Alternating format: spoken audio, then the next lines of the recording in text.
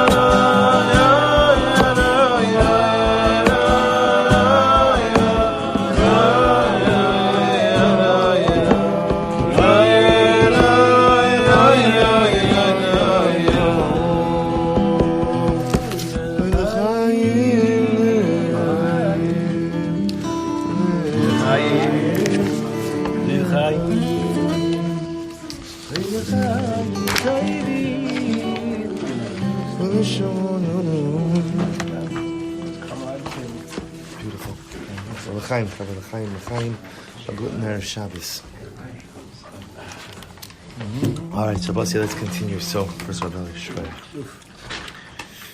wow. Okay, so we first of all, tremendous yeshkach to Reb Tzvi for the beautiful spread tonight, the kugel, the chili, right? Yeshkach to Steve, our mashka gabbai, and tremendous yesh. Sorry, well, you're right, sorry, mashka, right? I think mashka gabbai sounds better. Yeah, Steve always told me he always wanted to be a gabbai, so this is his opportunity to shine. Yeah, it's Hashem.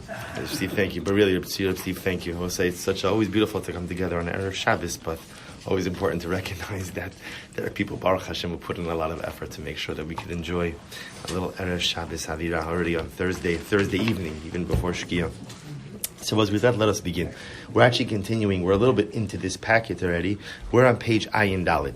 So if you remember again the Chalban, we've spent already a couple of weeks on this piece.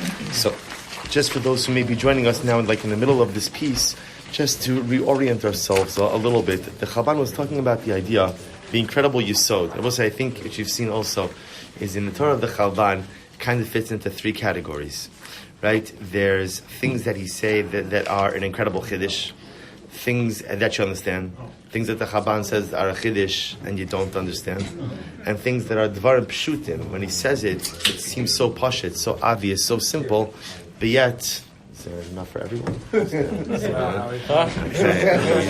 Just brought one? Okay, it's fine. It's not a big deal. It's not a big deal. He has a section on Yadon L'Chavero. We'll do that. Yeah, seriously. It's section 4 of the Zilli Pledge. You're bringing us out of everyone. Right. Right there. So I will say, Make him a plate. it's a brother. So I'll say, so the Chalban was talking about the idea that often in this world, we see two different categories. There's Kodesh and there's Chol. There's Kodesh and there's Chol. And the truth is, the avoda of Olam Hazeh, we think the avoda of this world is to gravitate towards Kodesh and to avoid Chol. But the Chalban says that part of, remember what he was referring to as the period of Pekida. Remember again, two different stages in Gula, Schira and Pekida. In the period of Pekida, ultimately, again, there's a recognition that everything is Kodesh. There's no such thing as Chol, because if you believe that at the end of the day, everything is from the Ribono Shel Olam, then by definition, everything is Kodesh. Everything is Kodesh. But remember again, the Chalban says, in order to appreciate this, what do you have to learn? Remember from last week, what did the Chalban say? Last week? When did we learn? When we share last week? No. Yeah? Last week. So what did we learn last week? In order to appreciate the fact that everything is Kodesh, what has to happen? What do you have to learn? Torah's Hanistar. You won't find this concept in Torah's Hanigla. You're not going to find this concept in Chumash, in Mishnah, and Gemara. Why? Because Chumash, Mishnah, Gemara, Torah's Hanigla, the revealed Torah, is structured in a way for Havdalah. Torah is all about Havdalah. It's all about Havdalah. There's Kodesh, there's Chol, and Torah is there to push us towards Kodesh. But in Torah's Hanistar, the hidden dimension of Torah, they're beginning with Rashbi. Beginning with Rashbi, the hidden dimension of Torah, Zohar, Kabbalah, Chassidus.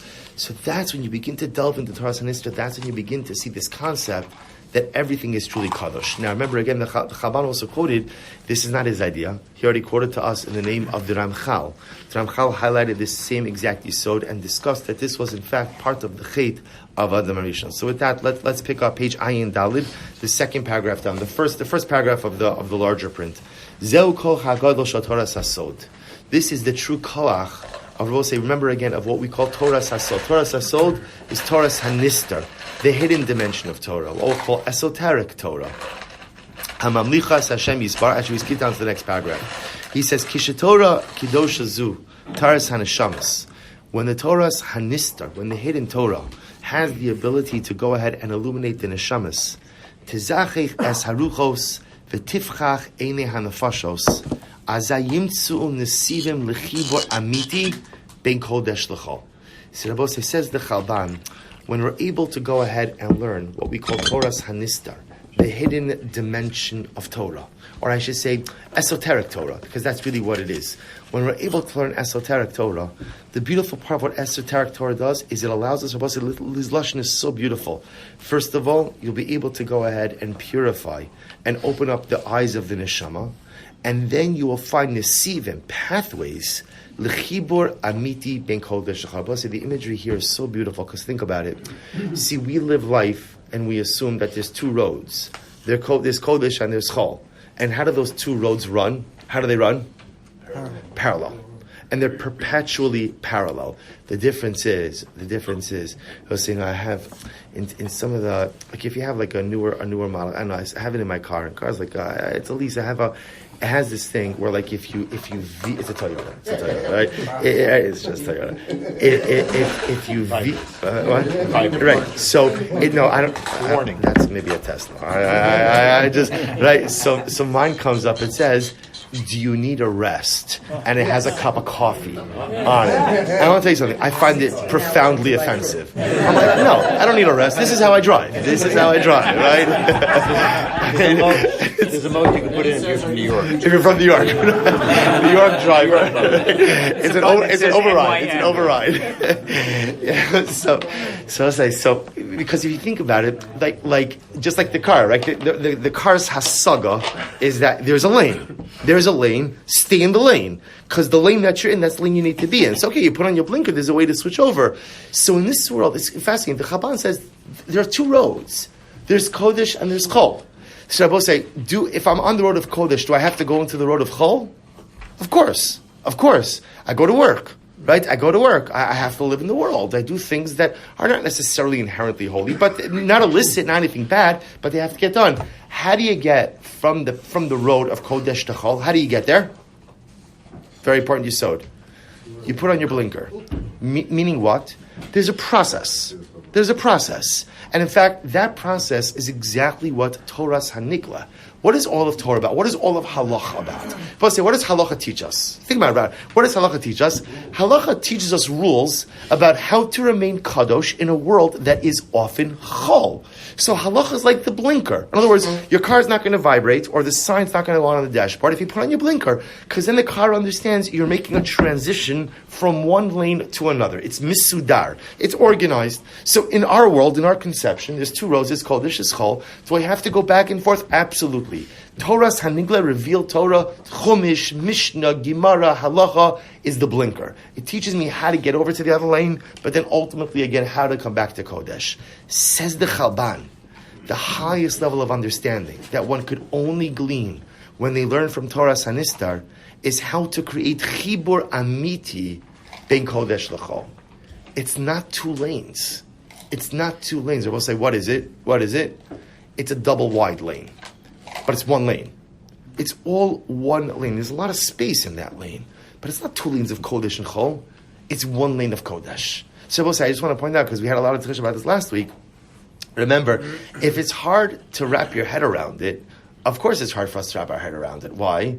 Because this is not the world we live in, right? This is not our world now. The Chalban is describing a world of Pekida, second stage Gula, or a world that you could experience if you're immersed in Torah's Hanistar, in the hidden dimension of Torah. So we're not yet in the period of Pekida, and most of us are not, steeped in Torah's Hanistar. Maybe we dabble a little bit here and there, but we're not fully shakur, we're not fully immersed in it.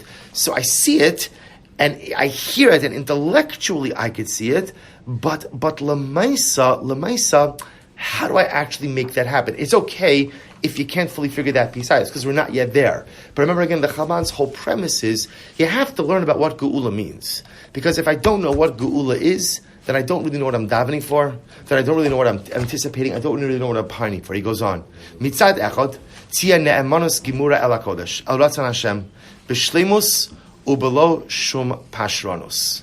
So I will say, I'll tell you an amazing thing. So he says over here, but understand that in Kodesh l'chol, there are still different parts. So there's Kodesh. And Kodesh will say, what's Kodesh? And his wording is just so beautiful. There's always going to be, I will say, see, a person might think, oh, I know how to create one combined road of Kodesh and Chol. How do you do it? You have to be mevater on Kodesh. In other words, you have to make accommodations. Right? You have to be able to yield if you want to bring everybody together, right? Isn't this what Shalom requires? If you want two things, two separate parties to come together, you got to yield. Everybody's got to give a little bit. So you might have thought that when merging Kodesh and Chol together, really onto one path of Kodesh, that must mean what? You have to compromise. You have to compromise Kodesh. He says no. That's not what this entails. Kodesh always remains Kodesh, b'shleimus u'belo shum pashonos. No pshara. We'll say, I'll tell you an amazing Ma'aseh Kachaya.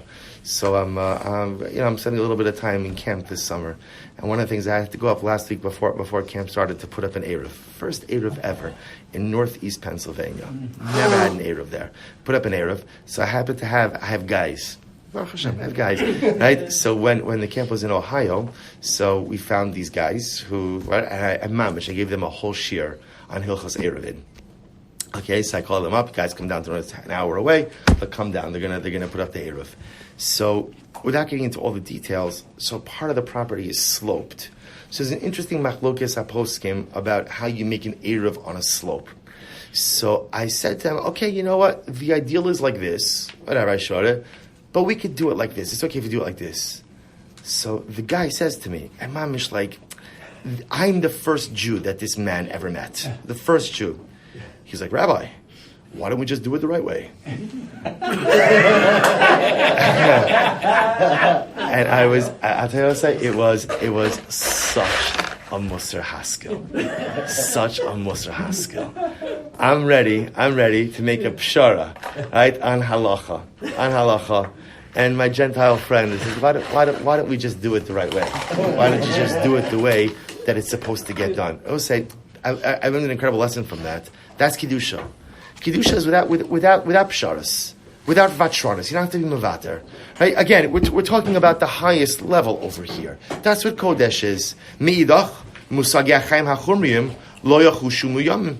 Kimoshin irdafim al yidei, kolchos chashuvim mehem, hatonim lebaladios. On the other hand, right, they will say ultimately, again, the material world will not become what we call chol, will not become an end unto itself. Adrabah, ha'or v'hakadosh hanimshachim ma'ayonos haTorah yiknu la'adam mabat mufla amalachto.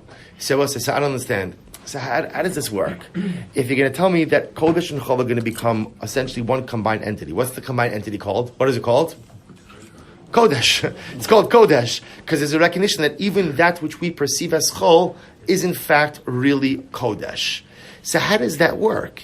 If Kodesh is not going to yield, and the truth is Chol is still going to be Chol, how do you create that combination? So he says something beautiful. He says, Adrabah, ha'or v'ha'kadosh hanimshachim ma'ayonos haTorah yiknu la'adam mabat mufla amalachto. See, Rabbi say, it's not really Kodesh or Chol that have to change. What has to change? What has to change? My perspective. Like most things in life. Yiknu la'adam mabat mufla amalachto. Person will look at his work, will look at his whole life in a different way. Va'asher yakir es hamashmaos hapenimis ha'atzuma shalavodas kapayim o yitzira ubinyon. I will say a person will see his work, whether he works with his hands, whether he's a creator, a builder, whatever it is that he does, he'll see his work through a different lens. Davar ze yinsoch omek va'osher chaim b'chol tzamsei ha'chaim v'yirom mesruach ha'adam gam bizman amal avodaso v'yigia kapav. And I will say, says the Chalban, when a person has this awareness, ultimately, again, Kodesh is going to remain intact. What we consider Chol also remains intact. What changes is my perspective on Chol. So suddenly, again, says the Chalban, a person looks at the various aspects and facets of life in a dramatically different way. I will say, the expression like whistle while you work. And I will say, can you imagine if when you went to work, we'll say, like, think about it. How many of us, when we go to work, actually feel like we're doing something holy? Right? I might feel that I'm doing something good, I'm doing something productive, I'm doing something meaningful, but how many of us actually say, you know what, I see my work as a davar shebikdusha. This is holy. And I venture to say that most of us do not. Most of us do not. Again, I see productivity, I see some level of meaning, but not kedusha. The whole perspective of a person changes, specifically once they're connected in through Toas Hanistar, in the period of Pekidah, and a person begins to see that everything they're doing has Kedusha. V'yasir imenu es hama'ara sheba b'nefilas haaretz, rivadei achayim hachomriyim, arura ha'adama bavurecha, b'itzavon tochlena kol yimei chayecha. And I will say, remember again, the Chalban says, the fact that when we go to work, we don't find Kedusha in what we do, That's the punishment of Adam Arishon.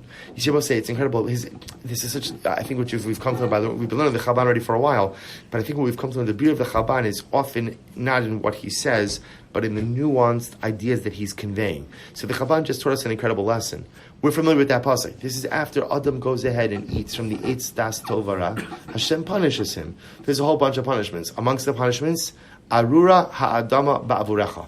The earth is cursed because of you. Only through difficulty will you be able to eat from it all the days of your life. Rabbi say the Chalban says something amazing. He says, what does it mean, Arura ha'adama? Rabbi asks, what is Arura ha'adama? The earth is cursed. What does that mean? What does that mean? Simple answer. Not productive. It means that, in the world of farming, you could do everything right. Crops may not grow. That's Aru Adam. You're supposed to say, before Adam Arishon, if you put a seed in the ground, you knew exactly what you were getting back.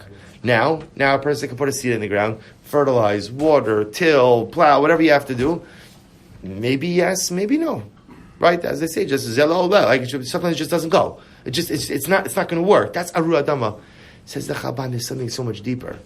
What does Aru Adama really mean? That in the aftermath of the sin of Adam Arishon, we often can't see the Kedusha in the Adama. When we look at Adama, all we see is what? Chol. I see Chol. I see work. Do I see any Kedusha in the earth? Do I see any Kedusha in the soil? Says the Chalban, the answer often is no. That's Arura ha'adama ba'avurecha. Not just the pshat that the earth is not going to produce that which you expect it to produce at times, but lamais again, your entire relationship with the earth, your inability to see the kodesh in the chol. That's the repercussion and ramification of the sin of Adam Arishon. Hamachshava. Let's go weiter. Machshava shel shiluv Torah va'avoda b'derech shel shchenos zelazeh. So his lashon is so beautiful. This idea of Torah and Avoda. And I will say in this context, literally, Torah means Ruchnius, Kodesh. Avoda means literally Chol, just the mundane aspects of life. The ability to see the interconnection of Torah and Avoda as neighbors, Shchinos. But I will say, there are different kinds of neighbors. There are some neighbors who just build a tall fence, right, and then we're good, nothing to do with each other. That's not the neighborkeit of Torah and Avoda. Right, Torah and Avoda ultimately, again, are to be synergistic neighbors, synergistic partners. Kimin nisayon lechaber shnei olamos nifradim mishonim taosu va'alulu ledal l'shnei arachim. Again, the Chalban goes back to what he originally said. The idea that I will say, we think that we're supposed to create a synergistic partnership, right? So I will say, but what's the chap of a synergistic partnership, right? What's the chap of any partnership, right? The hallmark of any partnership is, what's the relationship of the two partners to one another? Right, collaborative, but same goals. Right, same goals, but they're two separate things. Right, Lamaisa again. Okay, I love my partner; he's great. But a partner, I also remember again, if it was right, isn't there? There's what legally? What do you call a sole proprietor? An S corp? What do they call it? S corp. So again, there's a partnership. There's a partnership, right? That partnership means there's more than one party involved over here, and then there are businesses that are owned by individuals. So we'll say so ultimately again, so says the Chalban. So we often view Kodesh and Chol as partners. Let's create a synergistic partnership. The Chalban says that's wrong. Because we'll say, what happens when you have a partnership? As we just said before, the secret to any partnership is compromise. Compromise, which means that by definition, no one is fully self-actualized. Right? Whenever there's compromise, that means I'm giving, the partner's giving. So each party remains somewhat, we'll call it incomplete. So Lamais, again, this is how the Chalban started. He said, viewing Kodesh and Chol as partners diminishes them both. Here we go. Yachas HaKodesh VaChol this is beautiful. Eino ki yachas, page Ayin Hey. Eino ki yachas shnei eitzim hashasulim b'sada echad. So I will say, you shouldn't view Kodesh and Chol as like two trees which derive their sustenance from one field. See, I will say that. Think about it for a minute. Right, this Kodesh, this Chol. I'm the field. Right, I fuel both of them. Don't look at Kodesh and Chol as two trees. He says, Ella kineshama adira beguf chai hamamshicha bo kochos ne'eman v'rabim. I will say, what's the relationship of Kodesh and Chol? The relationship of Kodesh and Chol is like the neshama to the body. The neshama to the body. Then I will say you could tell that the neshama and the body is also a partnership. Everybody gives up, but it's not true, right? The neshama is always the neshama. The body is always the body. But if the neshama acts correctly, then the body ultimately again becomes the agent through which the neshama is able to accomplish incredible things. Look what he writes. Nikudas hahevdel ben shtei hashkafas ela berurihi ma'od. So I will say the Chalban essentially says like this. He says, so there are two ways you can look at the relationship between Kodesh and Chol. You can look at it as two trees sharing the same field, or a guf and a neshama. Body within a neshama. What's the nafkamina? Let's practically understand these two approaches. Watch this. Ki b'mashal shel shtei ilanos, shel shnei ilanos. Hanatuim b'sad ha'echad. What's how beautiful this is. In the mashal of two trees that are planted in the same field, listen to this.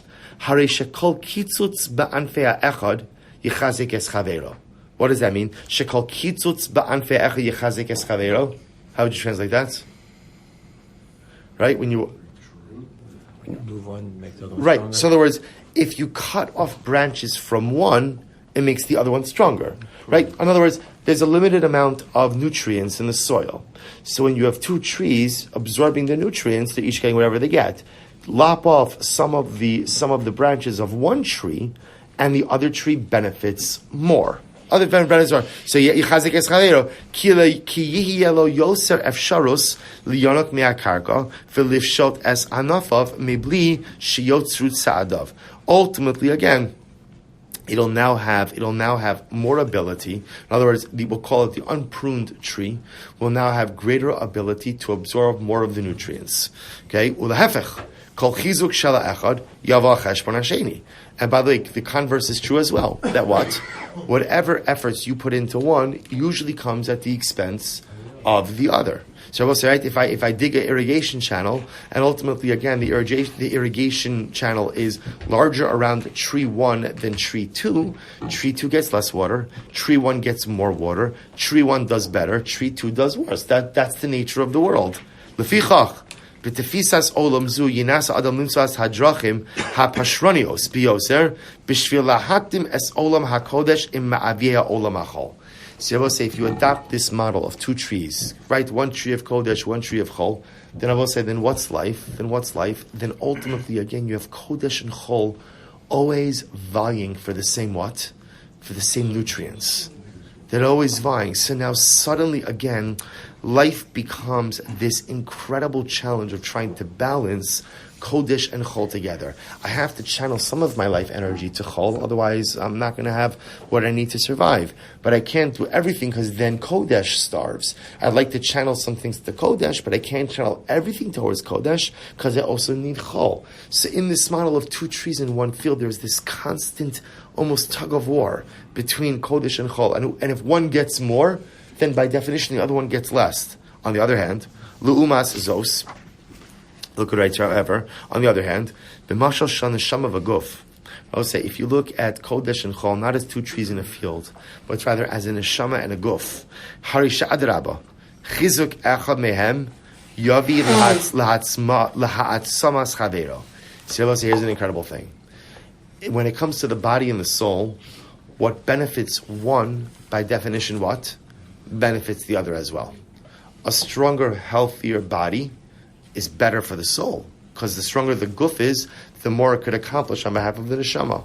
On the other hand, the stronger and more spiritually luminescent the soul is, the more vibrancy the body feels as well.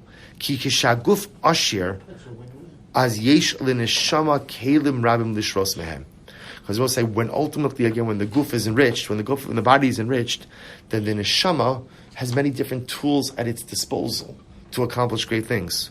Ukisha neshama adira, when the neshama is strong, harei shaguf mevate ma'ayan chayim atzum gadol. When the neshama is strong, then ultimately, again, the guf is able to draw from a deep reservoir of spiritual energy.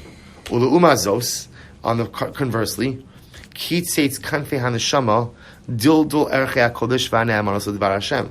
So I will say, because they are almost one and the same and interdependent, therefore, by definition, if you clip the wings of the neshama, it's not just the neshama that hurts, right? That's harmed, but what? The body is as well. V'lo zu bilvad shemedadol es olam hakodesh ela pogea rabos ba'olam hachol. morid es haruach hachaya hanoses es bo, ma'ave es gesuso umata oso letstadim, klipasum umalai sigim. So I will say, I found this mashal very, very profound, because in this world, in the world that we live, again, Kodesh and Chol, two separate lanes. Kodesh and Chol, two separate trees, both deriving their nourishment from the same soil.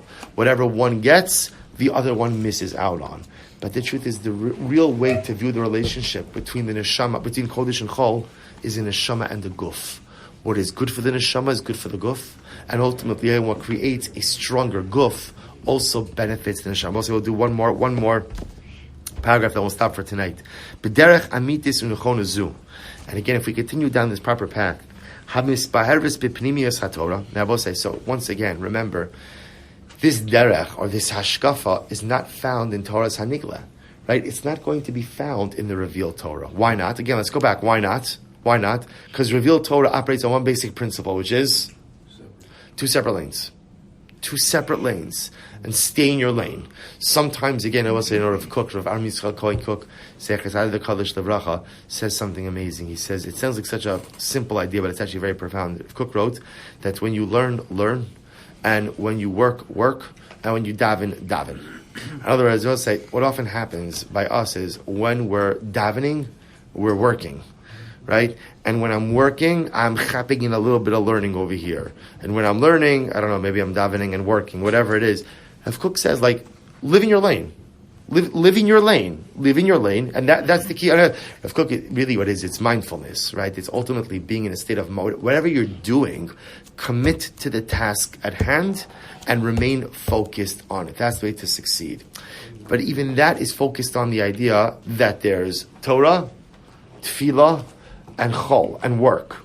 And the Rav Kook is saying, focus on whatever it is you need to accomplish. The Chalban is saying, okay, that's Torah's Hanigla. Torah's Hanistar says, all one lane. Guf and neshama. So let's finish this off. He says, if we continue down this correct path, which again is truly elucidated or understood when one delves into the hidden dimensions of Torah, most of these incredible parts. If you understand that Kodesh and Chol are really both Kodesh, right? And I understand that at the end of everything is from Hashem, therefore everything is Kodesh, by definition, you don't have to be mevater on anything. So you don't have to make a pshara. Because we'll say compromise is when neither thing is fully correct, but you need to bring them together. But in this model, you don't have to compromise Kedusha, and you don't have to compromise Chol. Why not? Because Lamaisa, again, it's all Kedusha. It's all Kedusha. He goes on, Ela adrabba, velozu bilvad, shal machlishim zeh. Ela adrabba, machzikim echad es chavero.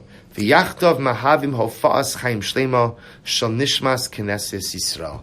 And I both say it's only when you find the ability to bring Kodesh and Chol together. I both say, by the way, you see how the Chalban has come full circle? And I will say, I don't know, how long have we been doing this? A couple of months already? Longer? Okay. Both say, I'm not going to give you a pop quiz on the beginning, but do you remember again, well, the Chalban was speaking about the idea that Am Yisrael, he was comparing Am Yisrael to the Guf and Neshama. To the right, Am Yisrael and Galus is just the Guf, right? Geula is ultimately where the Neshama comes. Both say, now he's coming back to that metaphor. When you're able to bring Kodesh and Chol together, if you want to see what the embodiment of that looks like, it's us. It's us. What am I? I'm a guf, that's Chol, and I'm a neshama, that's Kodesh. And yet if I live my life correctly, neither one is staring the other.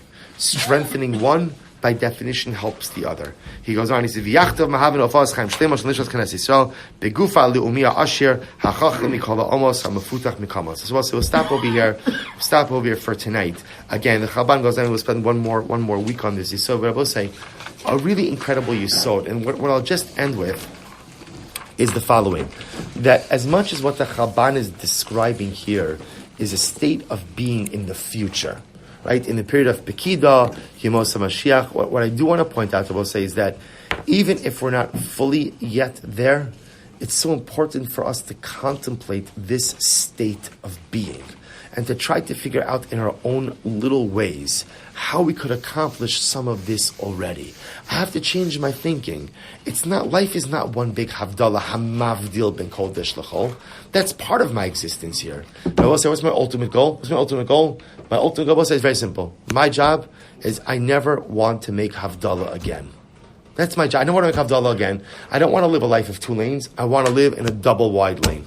I want to live. Do you have to swerve sometimes in a double wide lane? Sure. And it's not because you're tired, you need a cup of coffee. It's because that sometimes in life, you have to pivot a little bit. But it's all in the same lane of Kiddusha. And even though we're not yet there as a people, in our own personal lives, to try to figure out how could we bring a bit more Kodesh into the Chol, and how could we bring the Chol a bit more into the Kodesh, is our avoda even in the pre-Messianic era. So we'll stop over here for tonight. To Steve, to Eli. We'll say next week, there's not a shir, but I want to invite the Chavrai, posted on the chat. We are having our siyum for Meseches Yavamis. Haba Alinu Latova next Thursday night.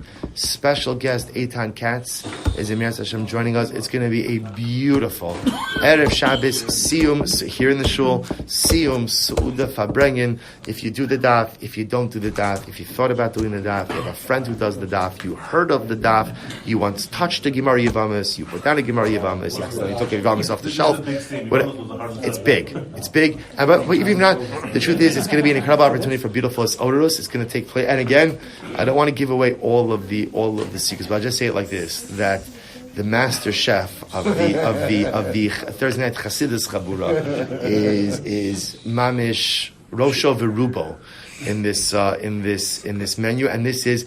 See, how would you? Not that you're doing, but how would you describe it? No, that's not what I meant. How would you describe it? Is it not elegant Shabbos fare, because that doesn't do it justice? It's what did you call haute cuisine, chic Shabbos. Chic Shabbos. Chic Shabbos. It's not steak. It's not steak. Steak dinner is a Tuesday. That's a Tuesday. This is Shabbos. So we'll say Mir Hashem next week. Shkoyach.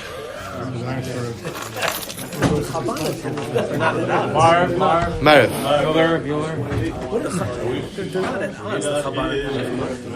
Not all the cookies describing this one.